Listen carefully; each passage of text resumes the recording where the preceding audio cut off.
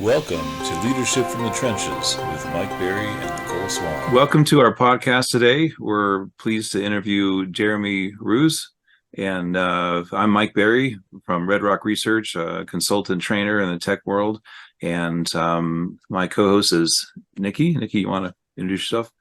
Yeah, Nikki Swan. I am a senior consultant with Peridot Circle Consulting, and we are very fortunate today to have Jeremy Roos with us. Jeremy's the owner, CEO of Rock Mountain Technology. Jeremy, welcome. We're so happy to have you. Thank you. Appreciate it.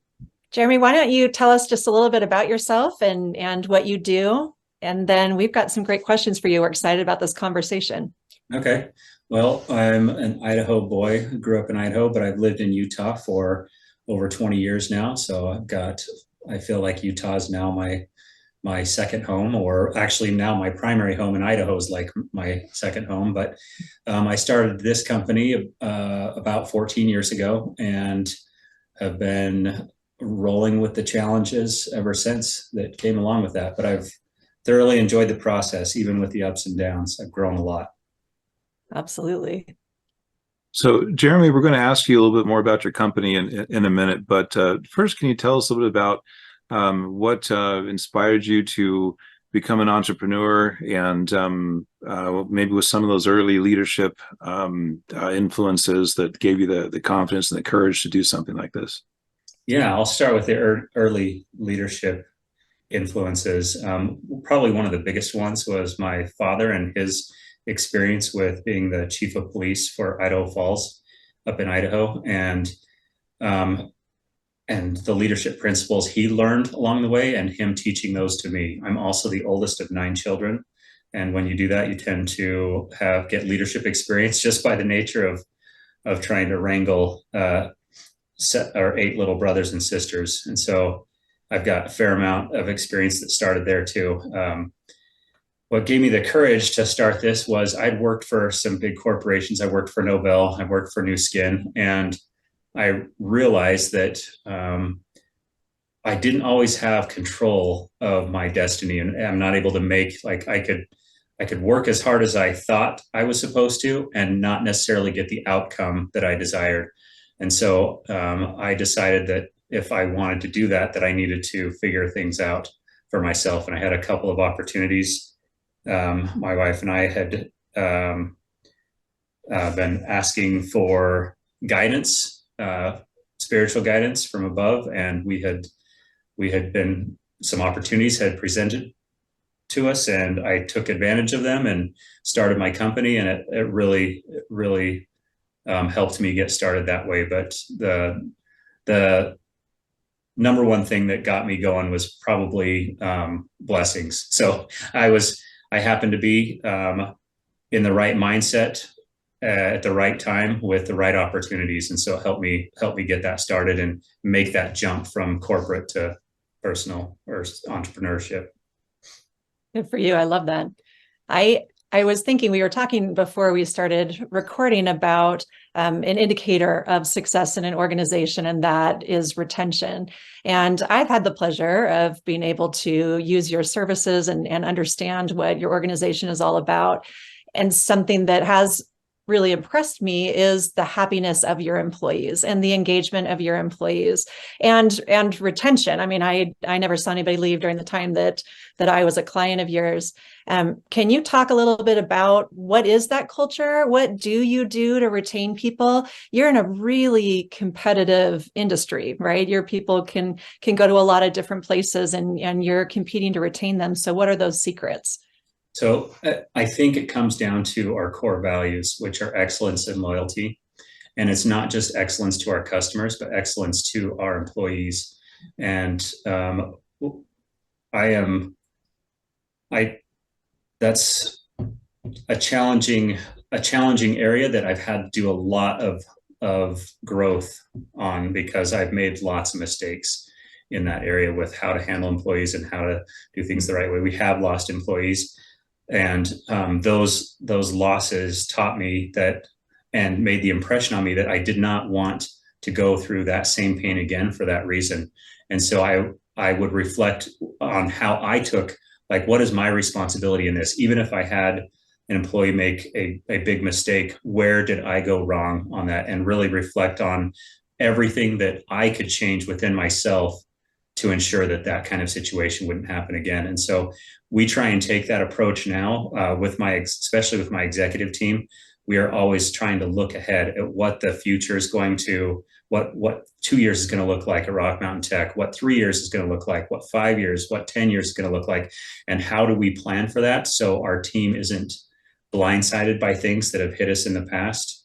And that's probably partly why we've had so much retention, but also I just have such a good team.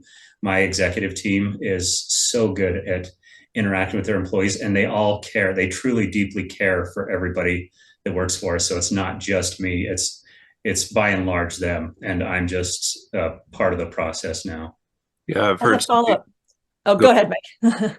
I was going to say, I've heard some people say that your employees are really, your customers, and then, your employees, then if you treat your employees like your customers, they will treat your customers with the dignity and respect that you would want them to. Can you talk a little bit about, without, getting specific if you don't want to, can you talk about sort of some of those lessons you learned? You said that you'd had some challenges in the past, and you've thought about them a lot and made some changes. And can you tell us maybe abstractly or something what some of those changes are, or some of the new techniques you developed or learned from it all? Michael, I forgot to ask you, do you prefer Michael or Mike? Oh, you can call me Mike. That's great. Okay. Mike, if you don't mind, I'll probably even get a little more specific instead of abstract. Okay. Challenges in my familial relationships really got me to change my mindset. I had a very inward focused mindset. How am I feeling? How does this affect me? What can I do to make my life better? What can I do to make my circumstances better?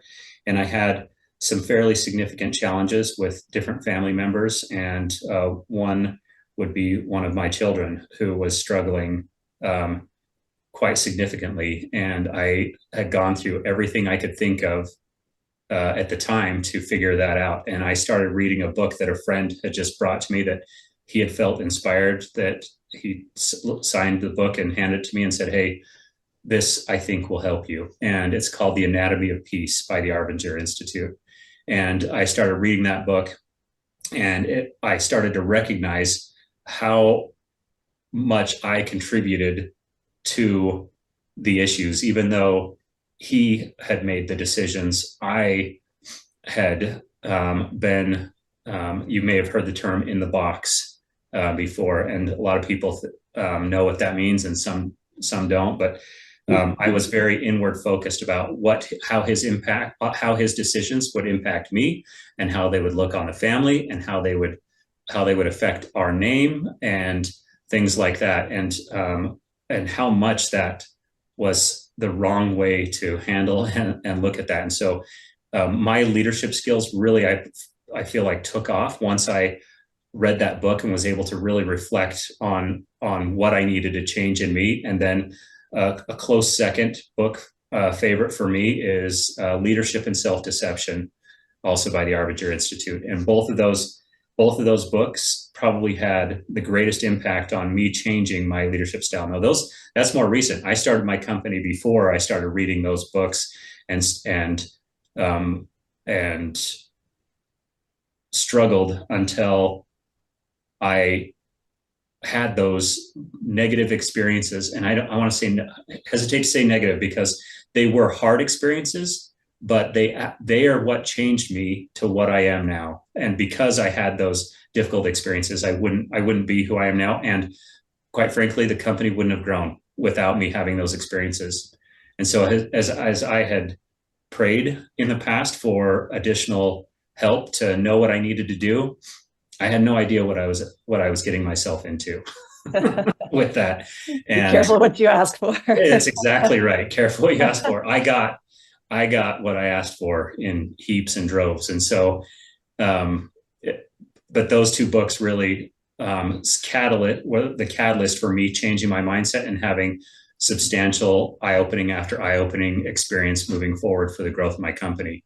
Wow. Well, one of your greatest strengths, as I've known you, is that you're so open to learning and self-reflection and self-awareness, and then always adjusting. And as a leader, having that openness and modeling that for your employees is huge. And I can see it in them as I've interacted with your employees, that you've just infused a culture of that. A component of this I would love to hear from you more of, because it's really impressed me, is when things get hard, when a hard conversation has to be held, or there's a little bit of conflict or some kind of sticky point, that you lean into it and you address it immediately. And you do it in a very professional, very centered, very calm way.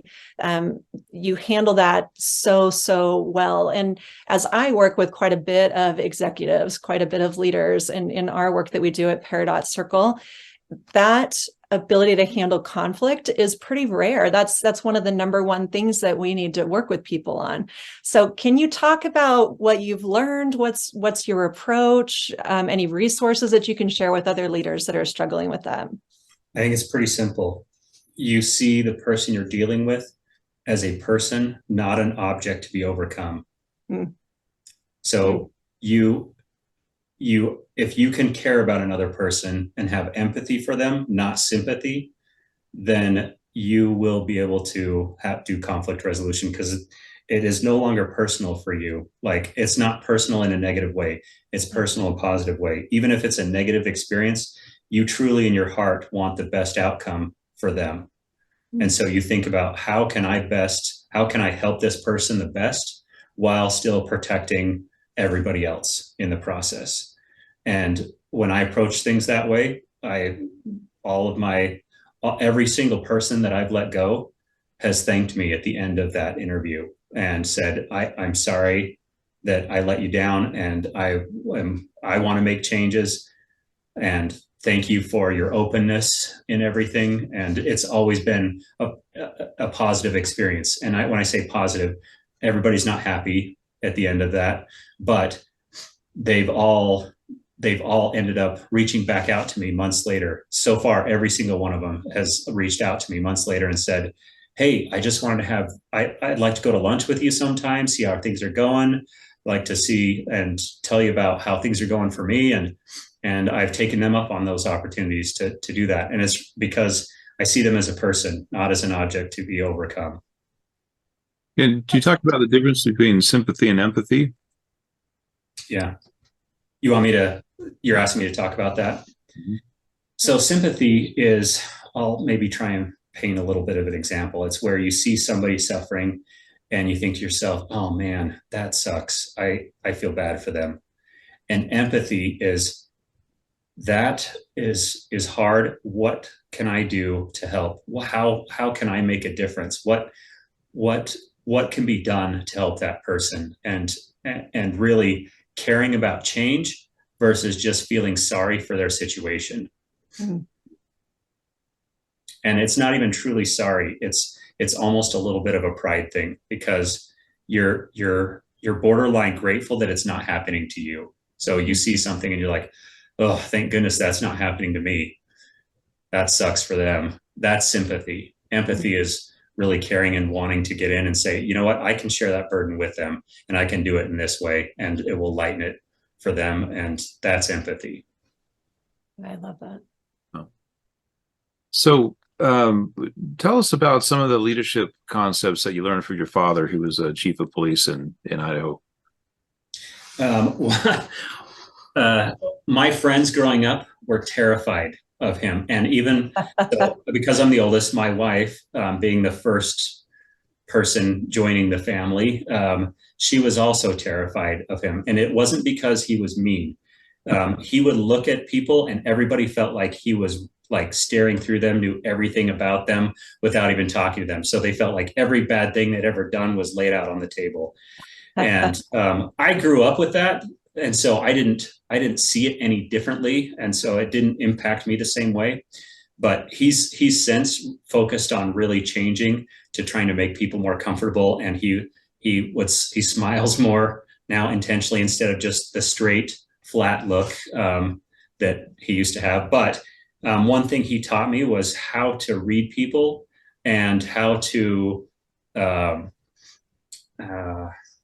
the right word? How to perceive what people were feeling and thinking, and how to have that real discernment about a situation. And so, and I wish I could pinpoint, like, he said this to me, so this happened. And I think it just comes from just years of him being an example to me and how he lived his life and what he did and how he would treat people that that taught me how to do that. And so I feel like I have a pretty good ability to discern how somebody's feeling and thinking and the direction that they're going, which helps me be successful in marketing and sales and what my team members need, what my clients need, and when we're starting to go the wrong direction, I can see it almost just written on somebody's face when that's happening. Yeah, emotional quotient, I think is what they call that, being able to read a situation accurately. So some additional books that I've read that help me with maybe some skill aspects of leadership would be 7 Habits of Highly Effective People. That one's huge, but it is a challenge to implement on a continual basis because there's so much to it. And so it's one of those books you have to go reread, but I don't feel like it gets more entertaining the more I read it. So it becomes harder and harder for me to reread it. But it is all of those principles in that book have made a substantial difference on my team. One, we have a goal at our company for my C-level team that every year we do a new book, and part of our executive retreat is we discuss that book and we figure out the lessons learned from it and try and move forward with those new lessons and applying those to a new company. And so one of the years it was 7 Habits book, and that's made a significant impact. I've read a lot of other books that have had minor impacts here and there. I can't remember the name of all of them off the top of my head, but one of them is, I think it's Great CEOs Are Lazy. And so it's not actually being lazy. It's just about making sure you're dedicating your time in the proper place and not stepping in where your employees, you're really empowering your team, not doing all of the work all the time, but being able to switch hats. You talked about learning. That's one of the things I learned from it, is switching hat to that learning mode when I need to be in that mode.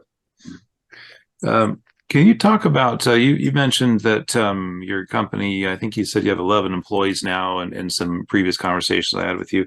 And you said the first few years it was kind of slow, and then suddenly you had a lot of growth. And can you talk about what enabled you to grow so aggressively? Yeah, it was developing the right relationships. And so I found a sales guy. Well, I can't really attribute it to one thing, but this is, as I talked about, it was those difficult experiences that I had that allowed me to be in the right mindset for growth. But then I met the right sales guy that was able to show me some ways that he could see growth happening if I would partner with him and allow him to be part of the team. And so one way that I've had success in that is I've given my employees percent ownership of the company when we sell the company. And so they're all motivated to grow the company in the most efficient, best possible way because they're a part of it. They benefit from it. And so I'm not a pie guy where if I give up some of the pie, I feel like I'm giving away some of my pie. It's more of every person I add to the pie makes the pie bigger instead of actually slicing the pie up into smaller pieces. Yeah, what do they say? 90% of nothing is still nothing, right? Yeah. Yep. That's right. So making some relationships is probably the key, is leveraging those relationships in positive ways and looking at maybe current things that you're not doing in your industry that you can do in your industry that you could add to and expand your business that way. So a lot of growth has come from adding new clients, but a lot of it is also expanding what we're currently doing for our clients to other things. Under that header of efficiency and operational excellence, I know you have done a very good job of aligning everybody with the purpose and the mission of what Rock Mountain Technology is all about. And I like the story and how you approached it. So I'm inviting you to share that with everybody. Which story is that? Your mission and your goal, like how you crafted that? Oh, okay. Yeah, I know what you're talking about. So I initially figured this is when we first started our growth, where I was seeing some growth. I decided, Jeremy, you need to come up with a mission statement for your company. All successful companies have a mission statement. And this was about 6 years ago, and I didn't have anything. And so I wrote and rewrote and spent a lot of time coming up with my mission statement. And then I had my first executive retreat with my operations manager and my CFO. And I said, what do you guys think of this mission statement? Well, actually, I should back up. So I started with saying, we don't have any core values, guys. I have this mission statement, but we don't have any core values. Let's as a team come up with what our core values for Rock Mountain Tech should be. And so we individually kind of separated, and I wrote out what I thought our core values should be and why I thought they should be that. And then they each did the same thing. And after we met and came together, their core values, I realized, encompassed mine and even more. And so as we came down to loyalty and excellence, those two were not even in my list of core values. That was in the list of my C-level team. And so I pretty much threw out everything I had written and said, okay, yeah, that makes sense. And does our mission statement align with the core values? Because really you should start with core values and then write your mission statement. And I read it and I was like, oh, it doesn't. And so we rewrote the mission statement together multiple times. We probably spent a solid, 5 hours, the three of us, just writing and rewriting the mission statement and coming up with what would encompass our core values the best. And they did the majority of the work on that. They knew the direction, they knew who I was, they knew how I felt about how we treat our customers, and they did it better than I did for writing what our mission statement should be at the company. And so my executive team really outperformed what I could even possibly imagined in helping me create that mission statement. So now our mission statement is what it is because of that. That speaks to you as a leader. I just think that's an impressive example. Well, thank you. Yeah. Yeah. So what about, we'd like to ask leaders if they've ever experienced imposter syndrome in their career in the past. What do you mean by that? Where you're given an assignment and you think that you're not really qualified or capable, and so you sort of have to kind of act the part until you get enough confidence and enough knowledge of the environment so that you can actually perform with confidence. Maybe that's something you've never had to face, but I'm just wondering if you've ever had to deal with that in your past. Yeah. So I feel like I deal with that now, and I wouldn't necessarily say I go into it pretending to be something that I'm not, but honestly, every 6 months, I feel like I have to reinvent myself. Like as the company grows, I feel like I have no idea what I'm doing. I don't know what to do next. I don't know what the next step is. I don't know what to do next. And now that I've handed off these roles, I don't even know why I'm here. Like, what is my role here? And so I'm constantly having to reinvent what my role is as the CEO, and as our company grows, change what it is that I do. Right now, I'm heavily involved in marketing and sales. I used to be heavily involved in operations. And as soon as I pulled away from that, I was like, geez, I don't even know what to do with myself appropriately now. And so that's when I started trying to read more books. And that's where you have to change from your player cap to your learner's cap. And so I have to change what it is I'm doing and completely refocus what I need to do going forward in the future, which is a totally different mindset. And it's hard. It's hard for me to change that. If I'm in work mode and I want to be involved in operations and help things get done in that area, it's hard for me to pull back from that and do something else. But I recognized early on that that's going to be critical for growth. If I don't do that, we won't grow. Absolutely. Yeah. I've heard other entrepreneurs talk about how you really have to market to grow a company. It just won't grow unless you're not marketing. Yeah, that part, I have thrown a fair amount of money down that rabbit hole to never see any results.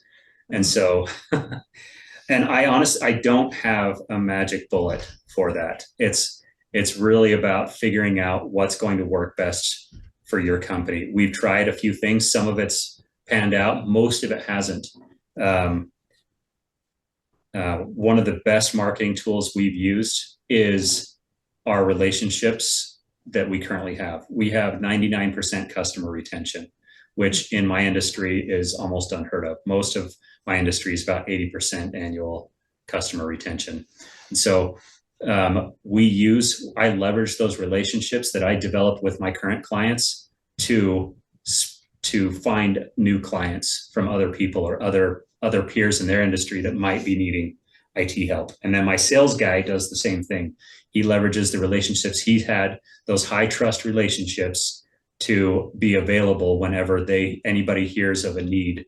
And we have people reaching out to us that way. You know, I've heard it said businesses don't really do business with other businesses, but rather people inside of businesses do business with people inside of other businesses. That is a good way to look at it. Yep. Yes. That's great. Well, I have a last question, if I may. How do you keep balance? I know the idea of balance is false because we can never spend equal amount of time on all the things that are important to us, right? But how do you keep all the parts of your life that are important to you going and healthy while you have the pressure and the distraction? I mean, it really is a 24/7 thing when you own your organization, right? And the buck stops with you and you make payroll. How do you keep everything else in balance too? I don't think I do that perfectly. I think that's an area I need to improve on. And so that is hard to keep that balance. Ultimately, people are more important than money, and especially your families are more important than money. And so as long as you keep that in the back of your mind, then you will prioritize what's going on there, even if you have to make some changes. Let me give you a small example of that. We had an extremely large client that was making up a fair amount of our revenue. Probably around 5% of our revenue was this one client. Wow. And I had to let that client go. And I had to no longer keep a relationship because of their core values not really aligning with our core values. And so as long as you're being true to, and I recommend everybody decide 1 or 2 or 3 core values that are theirs individually. You decide those on your own. Everywhere you go and work, everything you do, every way you operate in life, and if you ever have a question about it, you rely on those core values and you say, does this align with my core values? And if it does, then there's no problem. You can move forward with it. Even if it's challenging, you can move forward with it. But when that doesn't align, then you need to stop whatever it is that is not aligning with those core values. And that company, with the way they operate and the kind of stress and pressure it was putting on my employees, did not allow us to align with our core values. And so I decided to let them go. And that is where you have to recognize that sometimes it feels like a short-term, like a loss, but almost always it's a short-term loss for a long-term gain. So keeping those in balance is probably what I try the hardest to do, but I still fail at it. When I've got 5 children, and I feel like I spend more time with some of them than I do others. Some of my children demand way more time than some of my others do. And I have a little bit of pain in my heart for not spending as much time with some of those other kids that I want to spend more time with. They don't demand it from me. And so they don't get it as much. And so that's an area that I still struggle with. It's not an easy thing to do, but I think having core values and then leaning on those will help help with that balance. Thank you. Great. Well, I think we're about out of time. So, Jeremy, thanks so much for your wonderful insight. And Nikki, I think that's a wrap. Thanks, Okay. guys. I appreciate you Thanks, being Jeremy. willing to give me some time.